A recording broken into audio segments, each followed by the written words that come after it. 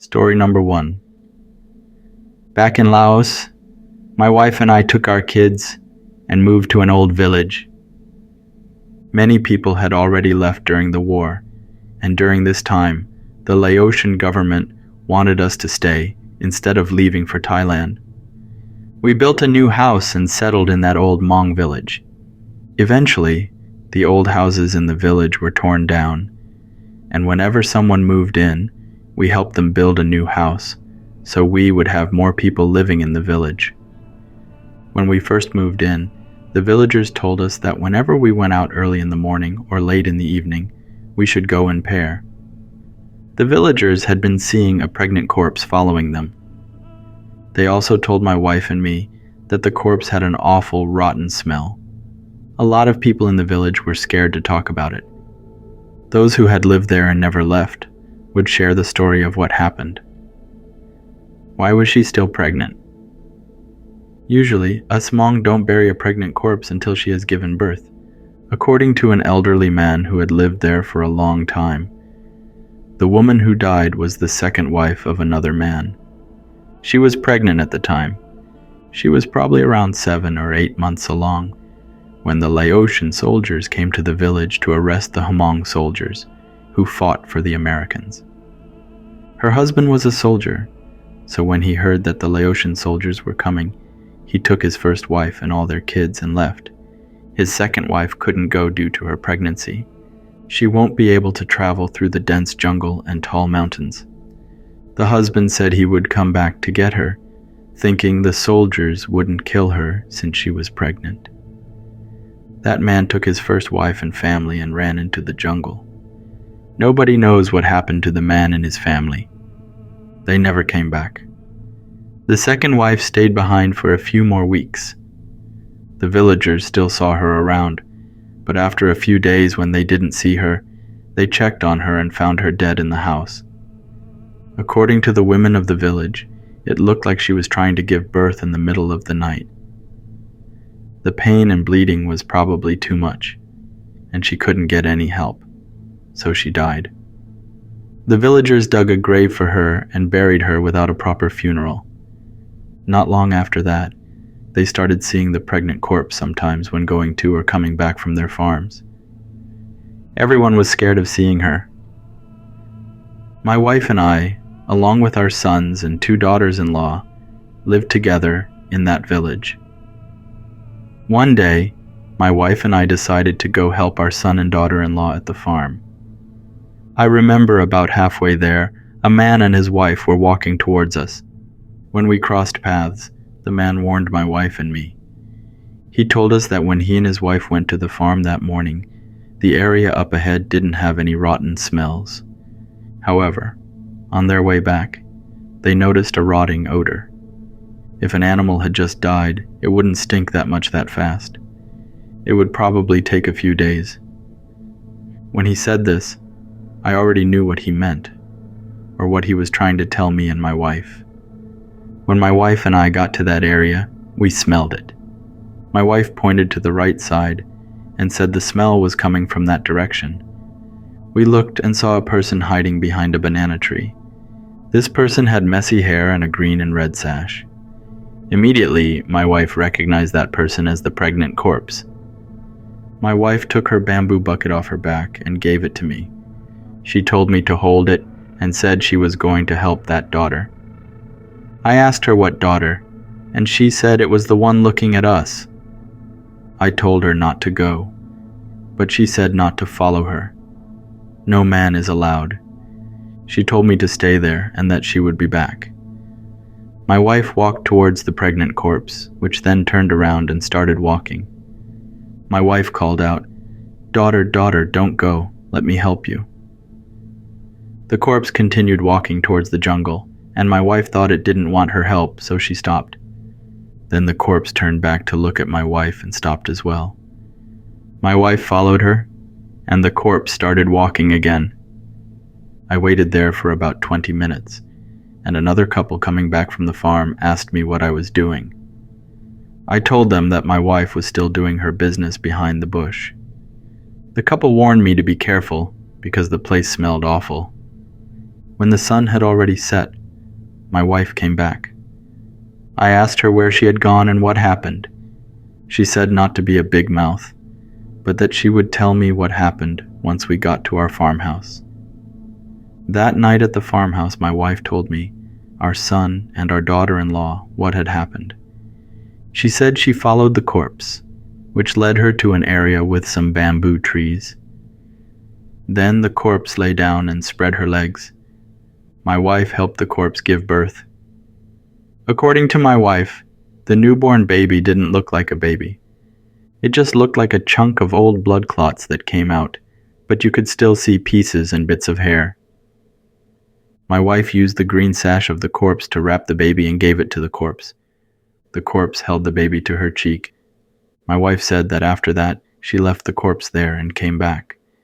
Ever since then, the villagers haven't seen that pregnant corpse anymore. This is a true story according to the sender. His great-grandparents had already passed, but that's the story that his grandparents told them, and it's a true story. As a storyteller, I do believe in such stories. My wife is Vietnamese. There were a lot of cases like this one during and after the Vietnam War as well. People who did not receive a proper burial were often seen by the villagers. Thank you for listening. Story number 2. Back in Laos, there was an elderly lady named Kia who was getting sick and weaker by the day. For us youngsters in the village, we called her Grandma Kia. She had 7 children, all of whom were married, and some of her daughters lived in different villages far away. According to the youngest son she lived with, she had started to act strange. During the daytime, she would sleep all day, but at night she would start laughing and smiling at the corners of the house, and didn't make sense when she talked. She had been doing that for a few nights before she finally passed away. The day before Grandma Kia passed, she started making sense again. She really missed her youngest daughter, Pang, who lived in a distant village. Grandma Kia told the son she lived with that once she died, he should not bury her until her youngest daughter, Pang, came to see her. Grandma Kia said to her son, "Maybe Pang and her husband don't want to see me, because when her husband came and took her away, I chased after them with a stick and bloodied Pang's husband's head. Maybe because of that, once they got married, they didn't come and visit me." Grandma Kia was very sad when she talked about that, because out of all her children, she loved Pang the most. That day, around sunset, Grandma Kia took her last breath.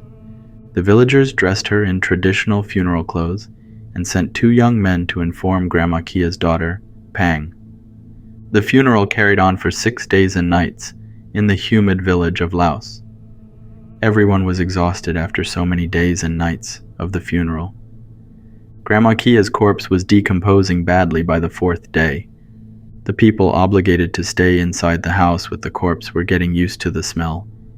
But anyone new who came from other villages to grieve couldn't stand it. Therefore, during the funeral, they used a lot of herbs in their cooking to neutralize the smell of Grandma Kia's decomposing corpse. One of the dishes they made was papaya salad, which they made very spicy. Finally, on the 7th day, Pang and her husband arrived in the village. When Pang and her husband walked into the house where the funeral was held, she went to the area where the corpse was supposed to be, but Grandma Kia's corpse wasn't there.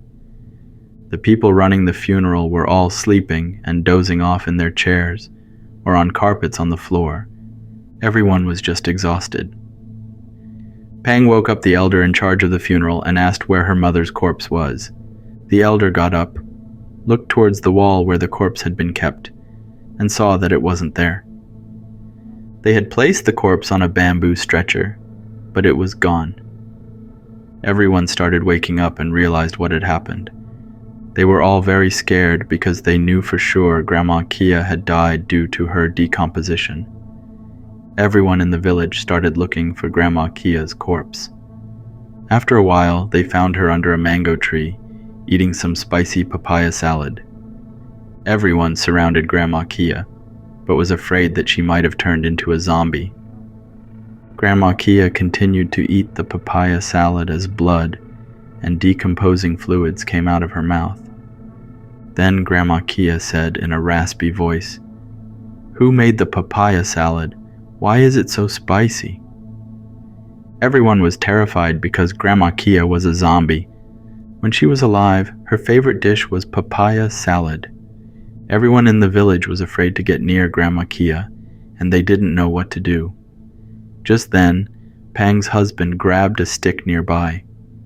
As Grandma Kia continued to eat the spicy salad, her son-in-law hit her on the head with the stick, knocking her out cold on the ground. The villagers brought Grandma Kia back to the house where they held the funeral and continued with the rites. By sunset that same day, they took Grandma Kia to the graveyard at the edge of the village and buried her there. Story number 3. In a Hmong village, a lady had just given birth and could only eat chicken and rice for a month per tradition. After her chicken diet ended, she craved mushroom soup. Rumor had it that she ate some mushroom soup and then started experiencing stomach aches, nausea, and vomiting.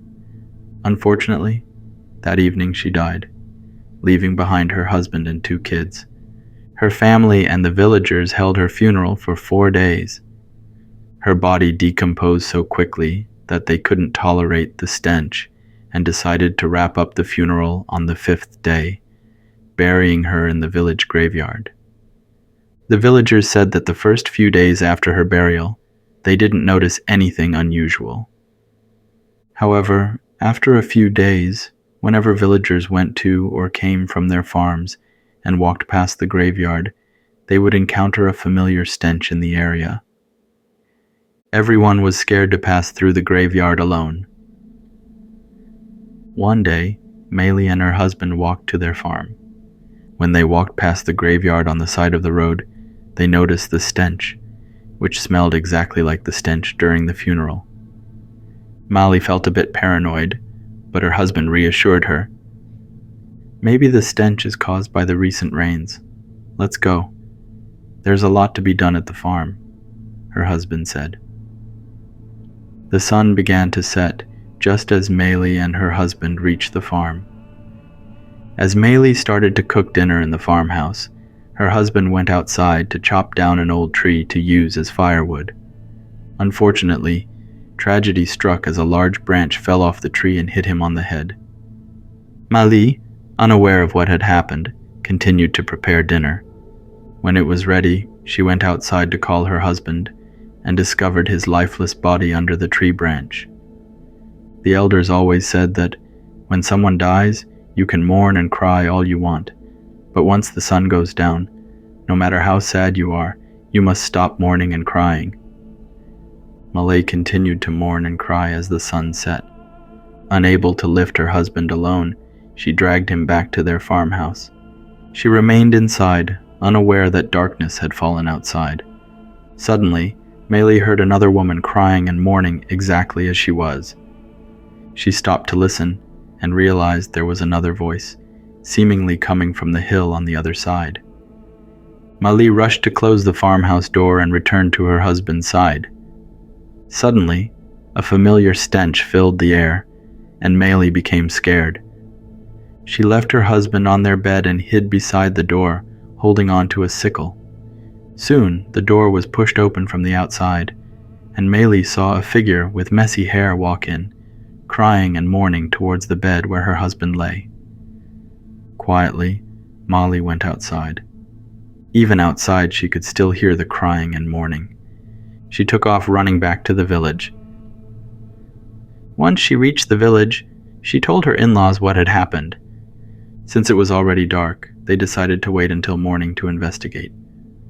The next morning before sunrise, Mali, her in-laws, and some villagers went to the farm. Inside the farmhouse, they found Maylee's husband's lifeless body still in bed. Blood was everywhere, and his abdomen was hollow. All his intestines and organs were gone, as if something had eaten him. They decided to use bamboo to build a stretcher and carry Maylee's husband's corpse to the graveyard. They did not want to hold a traditional funeral because of the condition of his body. Once they reached the graveyard, they dug a shallow hole and buried Malie's husband there.